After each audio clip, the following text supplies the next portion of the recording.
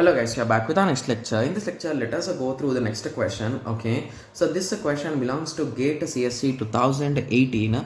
The given question is consider a storage disk with the floor platters numbered from 0, 1, 2, 3 and 200 cylinders numbered from 0 to 199 and 256 sectors numbered from 0 to 255 per track. Okay, so they are saying the following 6 disks requests for the form, sector number, cylinder number and platter number are received by the disk control at the same time.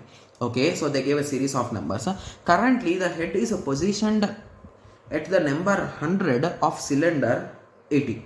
Okay, and is moving towards the highest numbered. Okay, so the average power dispersion is moving the head over 10 cylinders in 20 milliwatts, and of reversing the direction of a head it is charging or it is costing 15 milliwatts. Okay, so power dissipation associated with rotational latency and switching the head is different and it is negligible. Okay, so what exactly they are asking, guys? Okay, so I don't see any kind of question in this question, right? Mostly they should ask about these things like the number of cylinder things, but what are they asking? So the average power dissipation in moving the head over 100 cylinders is that they are saying, and the reversing in the direction, so they are saying that. So they are asking the power dissipation associated with rotational latency and switching of the head between different platters is negligible.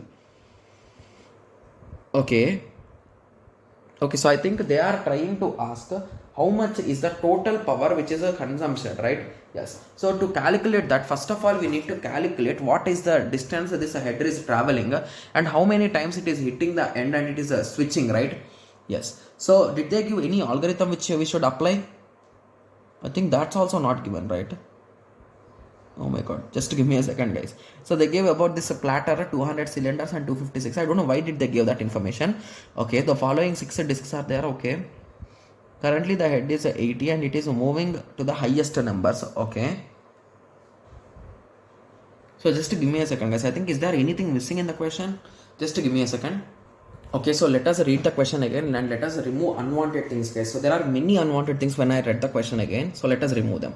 So consider a storage with the 4 platters numbering from this. So this is important and the rest of whole thing is unwanted. Similarly, they told about cylinders also. Okay, let us keep it aside, and about sectors. Okay, and they are saying the following 6 requests. So there are 1, 2, 3, 4, 5, 6. Okay, so there are 6 requests based on the sector number, cylinder number and platter number. So the first thing that you should remember is, so whenever we are working with these movements or cylinder problems, we just require that cylinder number, guys, because all these platters are going to have read write headers, right? So assume these as read write headers, and all these read write headers are fixed, right? So if one moves, everyone will move. So indirectly, whatever might be the whatever it might be the sector number or whatever it might be the platter number, so the only thing which we'll be considering is that cylinder numbers only, right? So that's the reason why we can eliminate this unwanted necessary things, right? Yes. Okay, yes, so I have eliminated it. So now they are saying currently the head is positioned at 100 of cylinder 80, number 100 of cylinder 80. So this one sector number they are saying, we don't want anything about sector number, so let us assume it started at 80, guys, and they told it starts at 0 to 199 and this is the 100th location, assume in that way. Okay, and is moving towards the highest cylinder, so it's moving in that direction. The average power dissipation in moving the head over 100 cylinders is 20, and for reversing the direction it will cost additional 15. Okay, so now they are asking how much power is wasted or used in this process, right? Yes, so to be clear, they did not specify any kind of algorithm, but we want to dissipate less amount of power and less amount of things, right? Yes, so that is the reason why let us start using the shortest seek time first algorithm. So now I am at 80, so which will be nearer, guys? So 86 will be near me. Okay, so let us go towards 86 first. So from 80 I am going to 86. So I will complete the work at 86, and now from 86 which is nearer, guys? Is 116 nearer or 72? 72 will be nearer. So now I will come back to 72. Okay, so now from 72 is 20 nearer or is 116 nearer? Obviously 116 will be nearer.